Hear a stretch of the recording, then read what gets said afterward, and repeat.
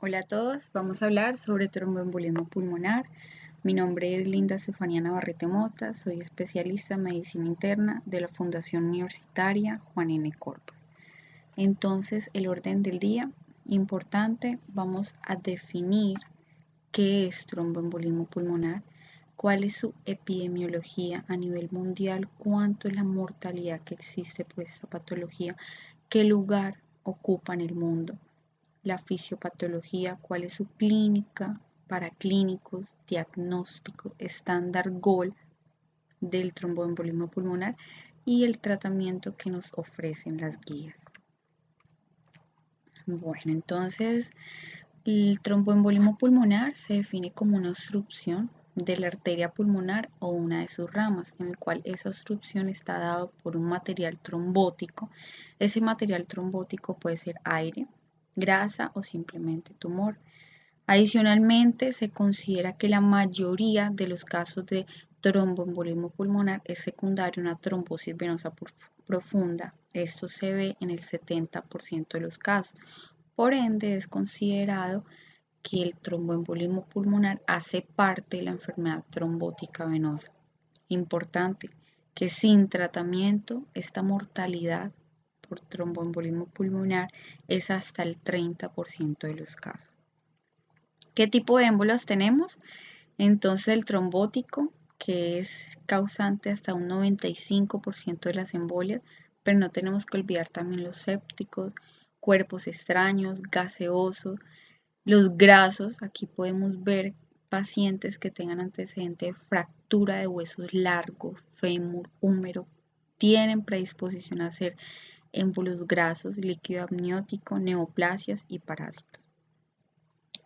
Importante en esta presentación, vamos a definir unos términos para poder conocer la fisiopatología. Entonces es importante, ¿qué es el coágulo? Coágulo proviene del latín coagulum, en el cual es considerado como un conglomerado de fibrina, proteínas y plaquetas. ¿Cómo se forma este coágulo? Ante la respuesta de un daño endotelial. Formación de coágulos, muchos coágulos en un vaso, se denomina un trombo. Proviene del latín trombus, que es la formación de ese coágulo que vimos en respuesta al daño endotelial, pero esto en el interior de un vaso sanguíneo como un fenómeno patológico. Tenemos un trombo en un vaso sanguíneo y poco a poco se puede desprender, conociendo como émbolo. Proviene del latín émbolos y es el trombo que se desprende del vaso donde se formó. Y este émbolo puede viajar hasta llegar a un proceso, producir un proceso patológico de obstrucción del flujo sanguíneo, realizando un proceso denominado trombosis, que proviene del término griego que significa coagulación y ya, como dijimos, un proceso patológico en el émbolo o un trombo que obstruye un flujo sanguíneo. Respecto a la epidemiología, entonces, importante causa de morbimortalidad, tiene una incidencia hasta 40, es mayor la incidencia hasta en 40 años. La enfermedad del tromboembolismo pulmonar es difícil muchas veces determinar, es muy difícil si no se busca dar este diagnóstico, ya que en la mayoría de los pacientes puede estar asintomático. Importante, tercera causa de muerte cardiovascular. Primero, infarto agudo del miocardio, ACV. Tercero, tromboembolismo pulmonar, embolismo pulmonar. Tercera causa. El embolismo pulmonar es la causa, a nivel en Estados Unidos, de mayor de 300.000 muertes, incluso hasta 100.000, como vamos a ver en la siguiente diapositiva. Incidencia casi 8 veces mayor, en individuos, en personas mayores de 80 años, mayor edad, mayor riesgo. Si hablamos relación hombre-mujer, la incidencia general es mayor en los hombres que en las mujeres. A nivel de Estados Unidos representa 100.000 muertes anuales A nivel de Europa representa 300 muertes anuales, pero esto es importante que la incidencia y prevalencia del embolismo pulmonar se debe contextualizar o se debe categorizar dependiendo del escenario. Es muy diferente el embolismo pulmonar en un paciente hospitalizado, a un paciente de la comunidad o a una paciente materna. El émbolo es completamente también diferente, pero es importante conocer la clínica, la fisiopatología para poder dar un adecuado diagnóstico clínico. ¿Qué factores de riesgo tenemos? Factores de riesgo fuertes o altos, fracturas de extremidades inferiores, como vimos en la presentación anterior, huesos largos, fémur, hospitalización bien sea por falla cardíaca o fibrilación auricular o incluso infarto agudo del miocardio, pero importante en los 3 meses previos. Reemplazo de cadera o rodillo, traumatismo importante, lesión medular. Estos son factores de riesgo fuerte. Factores de riesgo moderado, entonces cirugía pues ya no tan invasivas, la cirugía artroscópica de rodilla, enfermedades autoinmunes, transfusiones, mire la parte de quimioterapia, periodo de posparto, los pacientes o las mujeres en edad fértil con anticonceptivos orales también tiene predisposición. Y ya los factores de riesgo débiles, pero que también tenemos que tener en cuenta. Reposo en cama, pero mayor de 3 días. Esa inmovilidad por estar sentado, pero viajes prolongados, no un viaje de 2 horas, viajes prolongados. La edad, como dijimos, a mayor edad, mayor riesgo. Mayores de 80 años tienen una incidencia grande. Obesidad, gestación y venas varices. Si hablamos de fisiopatología, es importante hablar sobre esos factores protrombóticos, esas 3 teorías, esas 3 factores o situaciones que predisponen a una enfermedad tromboembólica venosa. ¿Y quién fue el primero que empezó a hablar? Rudolf Virchow, médico alemán. Mire el año, estamos hablando aproximadamente entre 1980, 1990, donde se postularon 3 situaciones importantes, 3 factores protrombóticos, como la alteración en la pared vascular, condiciones de hipercoagulabilidad y cambios en las características del flujo sanguíneo, conocido como básicamente la tríada de Virchow, la tríada de trombosis, lesión endotelial, hipercoagulabilidad, flujo sanguíneo normal o conocida como éstasis venosa, alteración en la éstasis venosa. Daño endotelial. ¿Qué entidades o patologías clínicas tenemos a nivel de daño endotelial? Acá tenemos nuestro vaso y acá tenemos esa disrupción o ese daño endotelial. Cirugías mayores importantes, cirugías ortopédicas grandes, mayores, reemplazo total de cadera, rodilla, abdominales o neurológicas. Fracturas principalmente huesos largos, fémur, húmero, catéter, un tromboembolismo previo o trauma respecto a daño endotelial. Entidades clínicas con éstasis venosa o alteración en el flujo, insuficiencia venosa, pacientes que tengan alteraciones en las venas, insuficiencia venosa, venas varices producen una éstasis venosa, factor de riesgo para producir trombo. Embarazo, obesidad, inmovilidad, importante, mayor de 3 días o esos viajes prolongados. Estado de hipercoagulabilidad, cáncer, formación anormal de células, pacientes en mujeres en edad fértil, terapia estrogénica, quemaduras severas, patologías como la sepsis me producen un estado de hipercoagulabilidad, factor de riesgo para producir trombo. No solo estos estados, también estas de hipercoagulabilidad, estas entidades clínicas como las trombofilias, bien sea heredadas, adquiridas o mixtas, deficiencia de factores, proteína C y S, factor 5 de Leyden, o aumento de algunos factores también de la coagulación. No olvidar esa entidad patológica, la hemoglobinuria paroxística nocturna, defecto de la membrana celular y produce trombosis en sitios no usuales. Hay que sospechar esa patología. Respecto a la fisiopatología, entonces importante, como vimos, tenemos nuestro paciente que tiene alguna de las entidades clínicas que hablamos: cáncer, insuficiencia venosa, obesidad, trauma, fracturas, alguna de las entidades que vimos. Tiene la formación de ese coágulo, se hizo el trombo, después del trombo empezó a viajar el émbolo. Si hacemos aquí un corte a nivel pulmonar, ampliamos ese corte, vamos a ver cómo viene el émbolo. Entonces aquí a nivel cardíaco vemos las cavidades cardíacas. Entonces aquí tenemos aurícula derecha. La aurícula derecha va a llegar la vena cava superior, vena cava inferior, aurícula derecha. Aquí tenemos ventrículo derecho y aquí tenemos cavidades izquierdas. Entonces ese émbolo viaja, ese trombo empieza a viajar, llega el trombo y se ubica acá. Un trombo en la arteria pulmonar va a producir una obstrucción del lecho pulmonar, una alteración a nivel del flujo. Entonces aquí empieza a alterarse esa fisiología normal del cuerpo, ya que al existir un trombo, una alteración, empieza a haber un aumento de cavidades derecha, aumento de aurícula derecha, aumento de ventrículo derecho.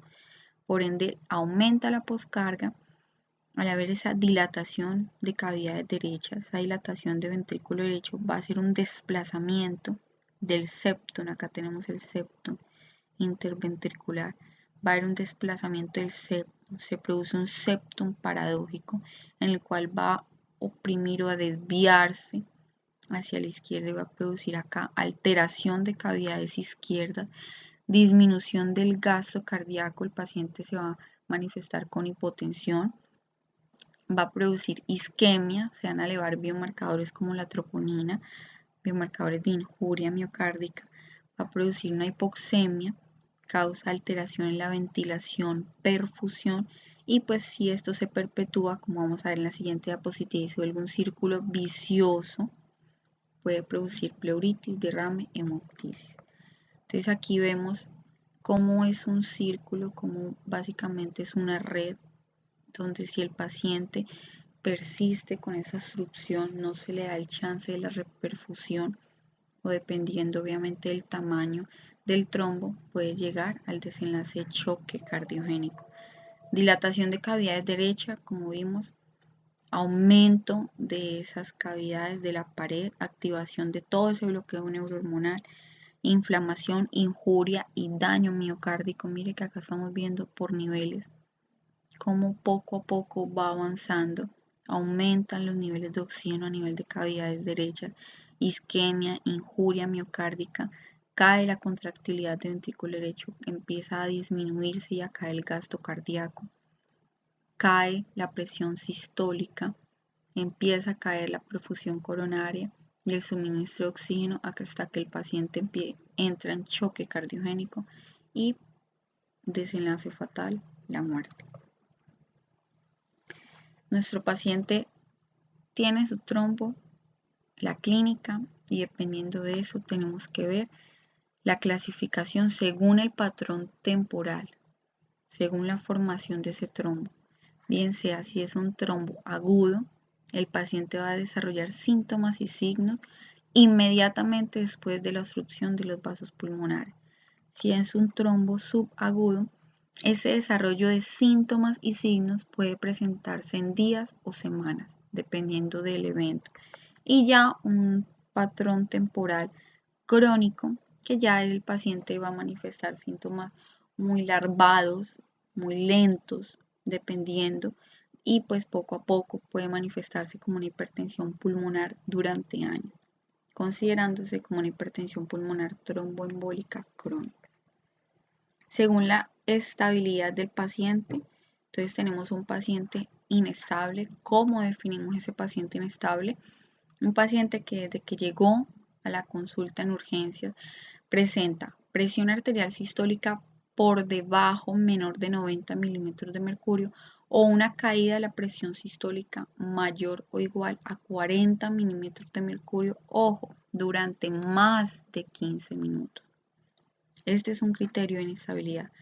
Segundo criterio de inestabilidad, que el paciente requiera soporte vasoactivo sin otra causa que lo explique. Importante, sin otra causa que lo explique, ya que podemos tener sepsis, arritmia, infarto que me pueden causar inestabilidad hemodinámica. Entonces, por eso es importante que no exista otra causa de base y pues la única causa sea un tromboembolismo pulmonar en mi paciente.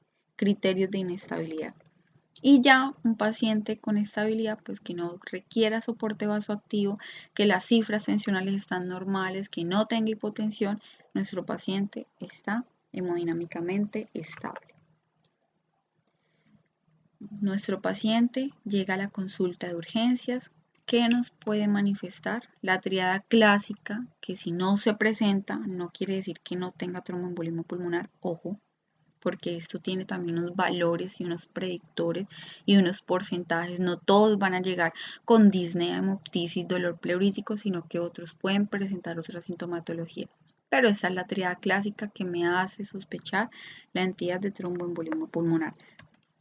Unos pacientes van a manifestar la disnea, en el 80% de los casos se puede presentar. Esa disnea es súbita y progresiva.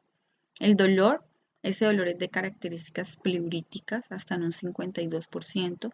Tos, mire, importante, la tos hasta en un 20% de los casos se presenta. Síncope, criterio de inestabilidad, 19%, hemoptisis y edema, trombosis venosa profunda.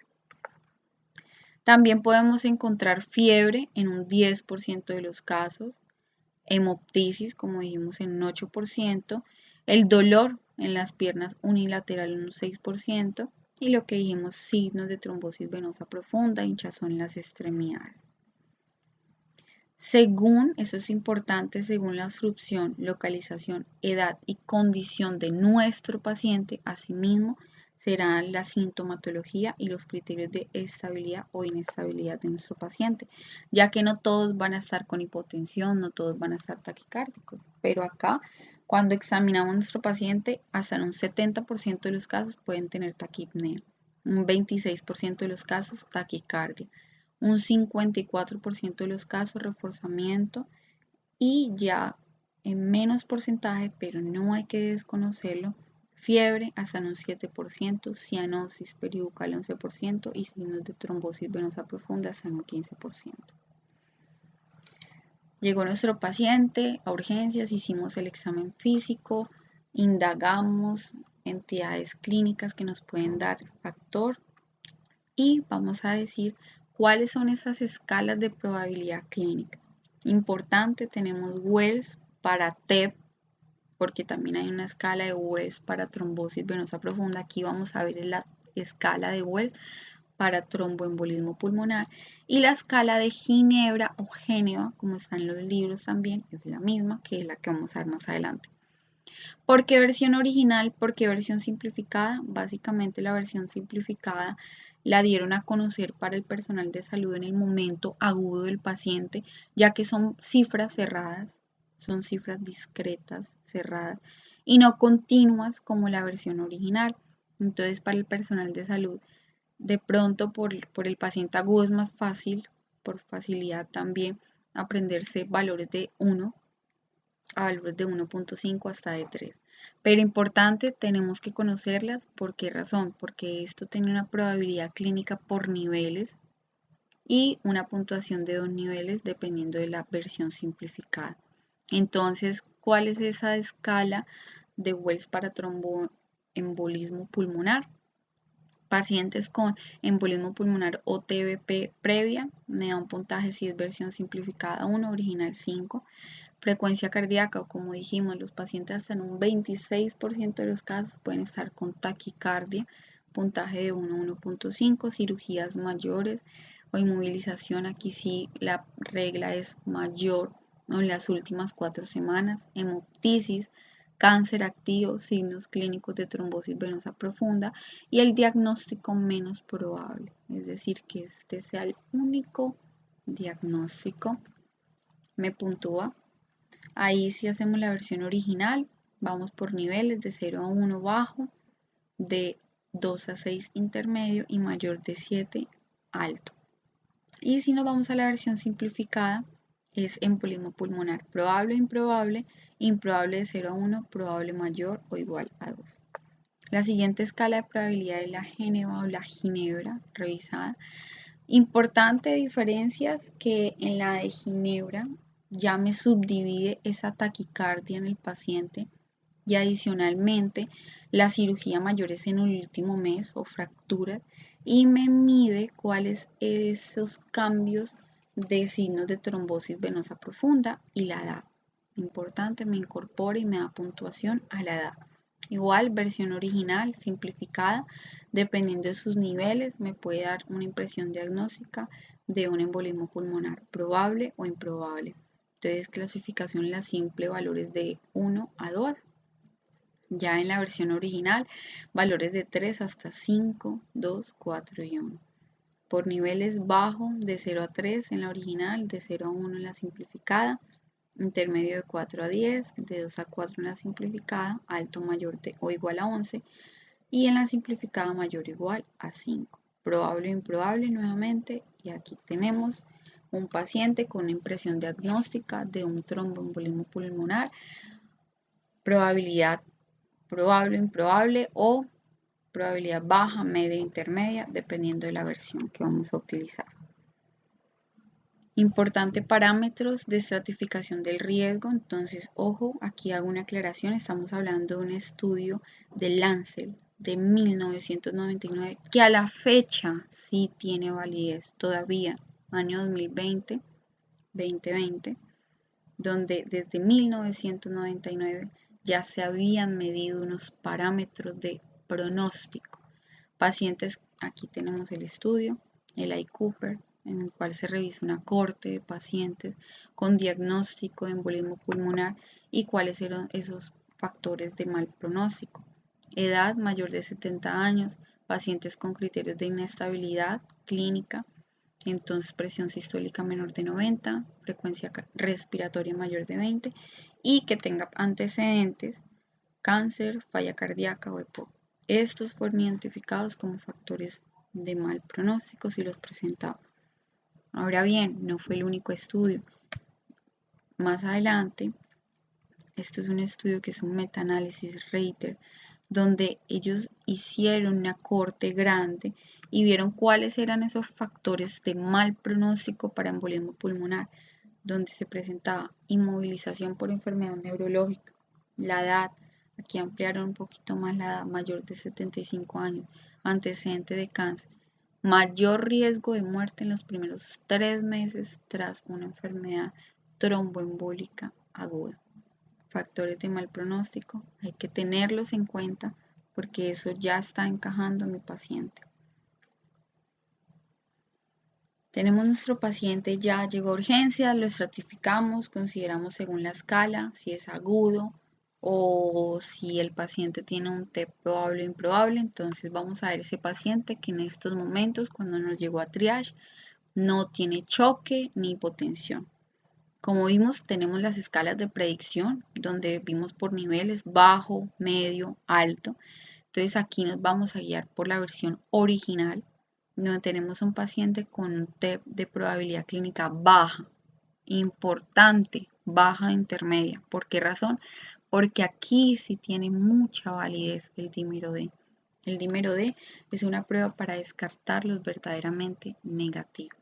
Entonces el dímero D, si sale negativo, puede, y el paciente tiene una probabilidad clínica baja, puede descartarme la patología, puede descartarme una impresión diagnóstica. Ojo, si la clínica lo sugiere o si el paciente todavía le queda la duda y el dímero D no es muy diciente, estoy en la obligación de hacerle una angioTAC para confirmar el diagnóstico y darle tratamiento para descartar. Si mi paciente tiene una probabilidad clínica alta, un T probable, según los niveles, estoy en la obligación de hacer una angioTAC para confirmar el diagnóstico o para descartar. Paciente sin choque y sin hipotensión. Tenemos la otra cara de la moneda, paciente con choque o hipotensión. Ya definimos choque, paciente con una presión arterial sistólica por debajo de 90 o una caída en 15 minutos o paciente que requiera soporte vasoactivo. Si tenemos inmediatamente a la mano el AngioTAC, entonces realizo el AngioTAC, confirmo diagnóstico o descarto diagnóstico. Si no tengo a la mano el AngioTAC y tengo a la mano un ecocardiograma, puedo ir a hacer el ecocardiograma y pues ahí voy a mirar todos esos cambios a nivel fisiopatológicos del ventrículo derecho, crecimiento de cavidad del ventrículo derecho, dilatación, septum paradójico. Y ahí, pues dependiendo de si tengo la posibilidad de hacer un AngioTAC, realizo AngioTAC, confirmo diagnóstico, descarto diagnóstico, o si no tengo la posibilidad y mi paciente sigue inestable y tiene criterios ecocardiográficos, le puedo plantear una terapia de reperfusión primaria que ya la vamos a ver más adelante. Ojo, hay que individualizar al paciente y hay que ver la clínica de mi paciente para brindarle el manejo y pues mirar por cuál brazo de este algoritmo me voy. Si el paciente en el ecocardiograma no tiene cambios, tengo que mirar otras causas y estoy en la obligación de mirar otras causas de inestabilidad hemodinámica.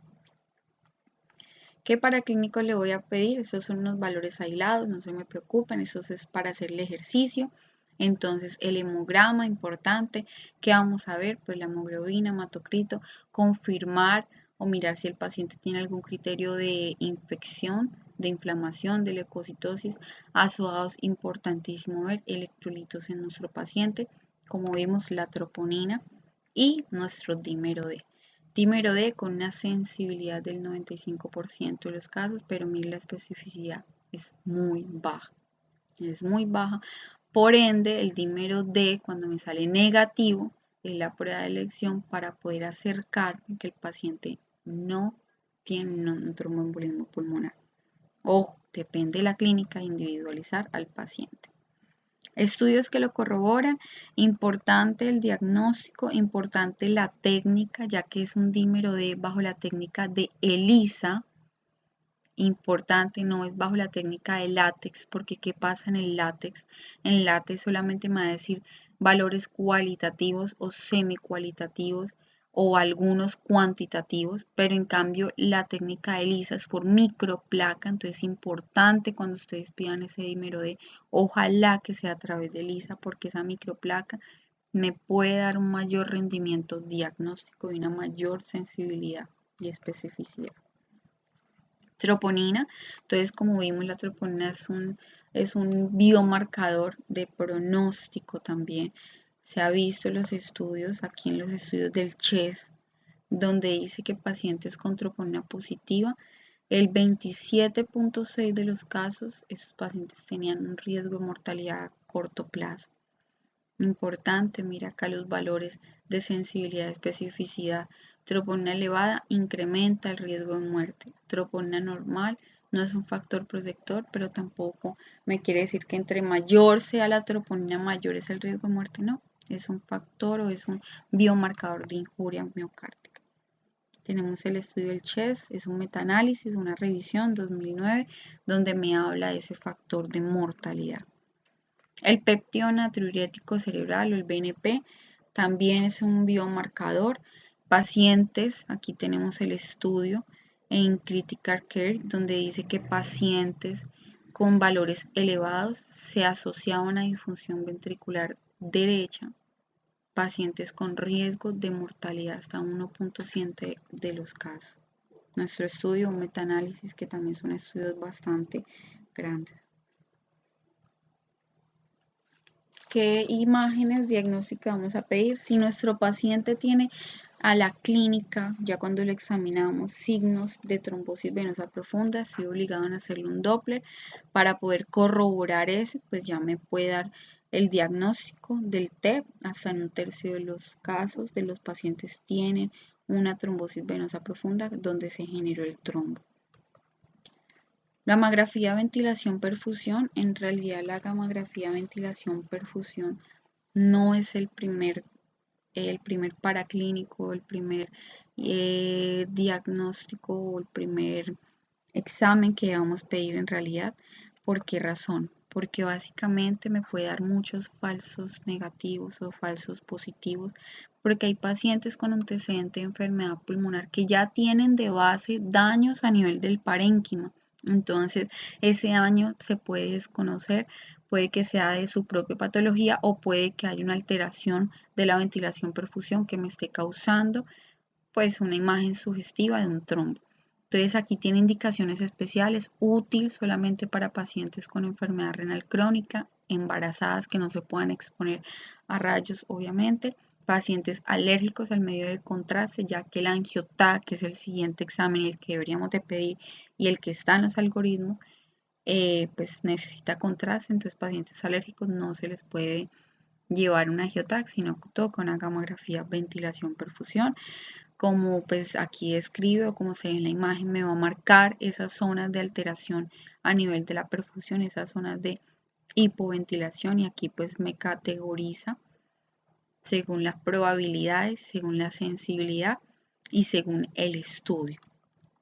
El angio-TAC vemos que tiene un rendimiento diagnóstico muy bueno, una sensibilidad, especificidad hasta el 95%. Tiene una limitación que pues llega hasta la ramificación, hasta la sexta ramificación, a diferencia de la angiografía que vamos a ver más adelante, que es el estándar GOL, pero tiene muchas limitaciones, por ende se ha querido o se ha tratado, pero todavía no se ha postulado que el angio-TAC sea el estándar GOL, pero todavía no lo es, pero el angio-TAC por ahora es la imagen por excelencia que hay que pedir. Visualización directa del árbol pulmonar, acá vemos una ventana pulmonar, una ventana mediastinal, podemos ver los cambios completamente. Aquí en la ventana pulmonar vemos como aquí hay un cambio de densidades, como hay una alteración del llenado. Y aquí en la ventana mediastinal vemos completamente la alteración a nivel de la perfusión.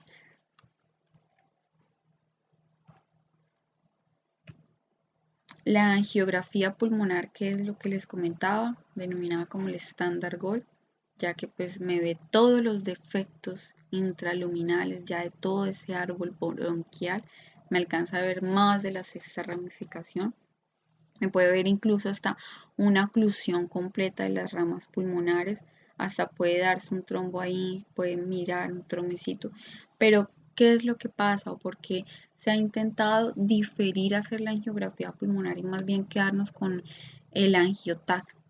Porque tiene una tasa de complicación bastante grande, mortalidad hasta el 0.5 de los pacientes, pacientes ahí hasta un 0.3 que han ameritado diálisis, hematoma se produce y también algunos pacientes pueden hacer un síndrome de dificultad respiratoria. Por ende se ha intentado no dejar de primer diagnóstico, sino el angio-TAC, pero ojo, él es considerado como el gol estándar. El ecocardiograma importante para ver alteraciones a nivel cardíaca, como vimos, si no tengo la disponibilidad del angio-TAC a la mano, pero sí en ecocardiograma, voy a ver toda esa disfunción a nivel de cavidades derecha. Aquí podemos ver también toda esa parte del septum paradójico, podemos ver alteraciones a nivel de hipoquinesia y para descartar otros o para ver otros diagnósticos diferenciales como infarto, taponamiento, disfunción valvular. En la radiografía tórax, porque no fue la primera imagen que dejé en las pruebas diagnósticas por el rendimiento, hasta en un 20% de los casos puede salir normal. Un 70% de los casos el hallazgo que podemos ver es una telectasia, un 50% de los casos derrame pleural. Que si ya vemos estos signos, que en realidad no son frecuentes, pero los podemos ver y hay que nombrarlos y hay que buscarlos, está la joroba de Hampton, que podemos ver acá, es un infiltrado en cuña en el sitio del infarto pulmonar. Aquí podemos ver esta jorobita que se forma. El signo de Westermann, que es una amputación de los vasos pulmonares. Aquí podemos ver cómo los vasos, mira acá, aquí cómo se sigue y aquí cómo se amputan esos vasos pulmonares. Y los signos de Paya, que básicamente los signos de Paya es un ensanchamiento de la interlobar. Podemos ver acá cómo podemos ver ensanchado. Pero importante el signo de Westermann, que es la amputación, y la joroba de Hampton. Nuevamente, joroba de Hampton no siempre va a estar al lado derecho, puede estar en el campo pulmonar izquierdo, y el signo de Westermann como hay una amputación. El electrocardiograma Sensibilidad, especificidad muy baja, pero sí hay unos signos patognomónicos de tromboembolismo pulmonar. Lo principal que podemos encontrar, la taquicardia. Como vimos, hasta en un 26% de los casos los pacientes pueden presentar taquicardia. Y el famoso patrón S1, las S prominentes a nivel de la derivación de 1, Q3, aquí vemos a nivel de la derivación de la D3, la Q, y como vemos ST3 negativo. Ese es un hallazgo patognomónico de tromboembolismo pulmonar. También podemos encontrar un bloqueo de rama derecha, las Cs invertidas como vimos son sobrecarga y diagnóstico de infarto agudo del miocardio. Gases arteriales, podemos ver una alteración pues en una hipoxemia, como vemos hay una alteración en la ventilación perfusión, alcalosis respiratorias, acidosis. Si no lo encontramos, no me descarta el diagnóstico, podemos ver estos hallazgos a nivel gasimétrico. ¿Cuáles son esos criterios de gravedad? Tenemos marcadores clínicos, marcadores de disfunción y marcadores de daño miocárdico. Entonces, clínicos, nuestro paciente inestable, choqueado, con requerimiento de soporte o la hipotensión que ya hablamos. Marcadores de disfunción ventricular derecha, entonces a nivel de ecocardiograma, disculpen, a nivel de ecocardiograma, dilatación de cavidades derecha, hipoquinesia, sobrecarga y elevación del BNP. Y ya daño miocárdico tenemos la troponina. Entonces, la gravedad para un paciente con alto riesgo, que estamos hablando es mortalidad precoz a 30 días, mayor del 15% de mortalidad a 30 días, paciente que tenga una clínica de inestabilidad, marcadores de disfunción ventricular derecha y biomarcadores positivos, tiene un riesgo de mortalidad hasta en un 15% de los casos, y estos pacientes lo ideal es hacerle trombolisis o embolectomía. Paciente con riesgo intermedio, una mortalidad hasta un 3 al 15%, precoz a 30 días, que no esté inestable, puede o no presentar marcadores de disfunción ventricular derecha, que son estos que vimos acá, y pues puede o no presentar daño miocárdico. Hospitalizamos a nuestro paciente, lo estudiamos, le hacemos seguimiento y le hacemos las pruebas diagnósticas. Y bajo riesgo, la mortalidad es hasta un menor del 3%, pacientes está estable, no tiene alteración a nivel de cavidad derecha, no tiene biomarcadores, podemos darle una alta precoz dependiendo del paciente. Aquí tenemos el índice de gravedad del embolismo pulmonar, o el PSI, también conocido. Aquí pues nos alarga esos criterios o nos aumenta, nos da el beneficio, temperatura, ver el estado neurológico de nuestro paciente, la saturación de oxígeno, antecedente de falla cardíaca, la edad, el sexo. Todo esto me va a puntuar. Versión original, preferiblemente les aconsejo la versión original, ya que esto me va a estadificar, y aquí también me va a dar riesgo de mortalidad a 30 días dependiendo de la clase de cada uno. Entonces, por eso les sugiero hacer la versión original. Dependiendo de nuestro paciente, entonces en el algoritmo anterior vimos nuestro paciente inestable, entonces cómo hay que correr a ese paciente, decirlo así en palabras castas, para poderle brindar el tratamiento de reperfusión primaria.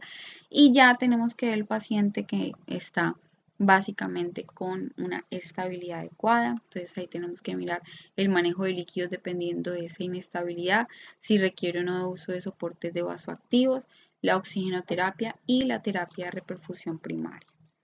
Entonces aquí tenemos que la terapia de reperfusión primaria tiene una recuperación rápida de la perfusión. Es la primera elección dependiendo, y la primera elección para nuestros pacientes que están con choque o alto riesgo de choque. Aquí podemos ver que tiene una restauración pulmonar rápida, más rápida que obviamente la anticoagulación.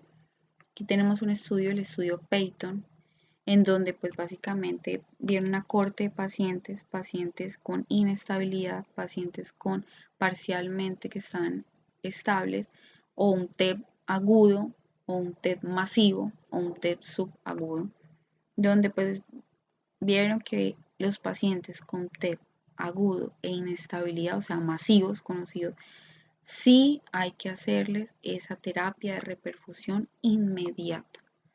Pero el paciente con un TEP subagudo o el paciente que no tenga un TEP masivo, sino submasivo, hay que individualizar ese paciente y no hay que irse inmediatamente a la terapia de reperfusión, sino que hay que individualizar y mirar y hacerle los estudios con calma. ¿Cuáles son esa terapia de reperfusión? ¿Qué medicamentos tenemos? Streptokinasa, ojo, este ya se está tratando de dejar de un lado. Lo ideal y el mejor y el más seguro sería el Tecneteplas. Entonces, importante, indicado y aprobado. Aquí podemos ver, pero pues el que está estandarizado, el que está en las guías, el que está indicado, aprobado por la FDA, y el que es un activador directo también del plasminógeno, el Alteplas.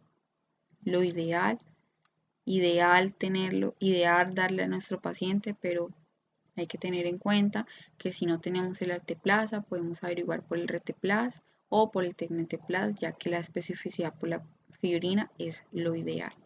Pero si tenemos el Alteplasa, podemos dar dosis de 100 miligramos IV en 2 horas, pero pues si tenemos el Tecneteplas, eso es ajustado por peso de nuestro paciente.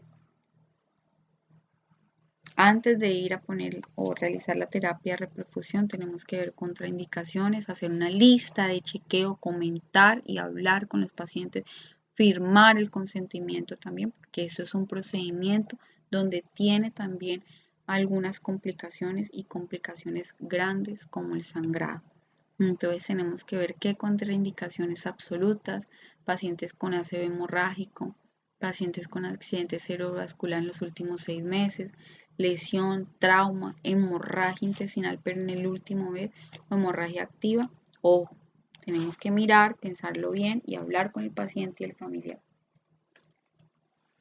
Y ya en las contraindicaciones relativas, un AIT en los últimos 6 meses, terapia con anticoagulación oral, el INR, pacientes con warfarina, reanimación traumática, hipertensión, tenemos que mirar a ver, enfermedad hepática avanzada, endocarditis infecciosa. Tenemos que evaluar, hablar con el paciente y firmar el consentimiento informado.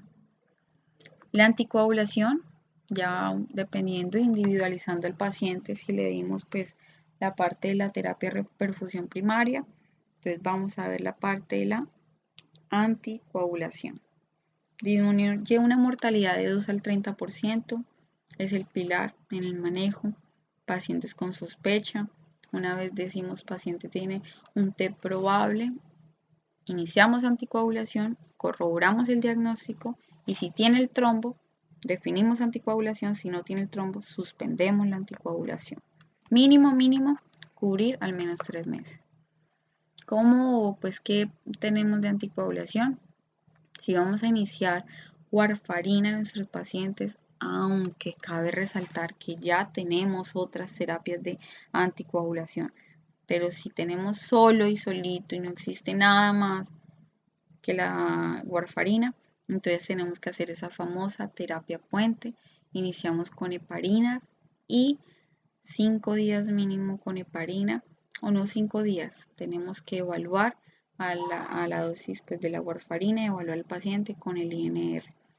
¿Por qué el INR? Porque es importante el INR y no hacerlo inmediatamente al día siguiente el INR, porque pues la warfarina me va a inhibir factores. Entonces el último factor es el factor 2, que se demora hasta 72 horas en inhibirse. Por eso el INR hay que iniciarlo y hay que pedir el INR, no, disculpe. La warfarina, una vez iniciada, hay que pedir el INR 2 días después de haberse iniciado la warfarina para poder corroborar. Pacientes que estén con un TEP confirmado y se les brinde la terapia anticoagulación con vitamina K, el INR debe estar entre 2 a 3, la meta. Estas son pues obviamente las heparinas que tenemos, la más común y la que se utiliza, la enoxaparina, dosis de 1 miligramo por kilo cada 12 horas, es importante y pues hay que conocer las otras heparinas que tenemos, pero pues acá la que siempre vamos a utilizar o la que pronto por comodidad del personal y todo, la enoxaparina. Obviamente tenemos que individualizar a ese paciente que tenga alteración a nivel de la tasa de filtración glomerular. Y tenemos los otros anticoagulantes, no solo la warfarina. tenemos otros muy buenos anticoagulantes. Aquí están los estudios, los invito a que cuando tengan tiempo de pronto, para que los lean cada uno, donde pues está la evidencia, está la duración, están los pacientes y la corte que se escogió y pues el tratamiento y obviamente las dosis que se van a utilizar.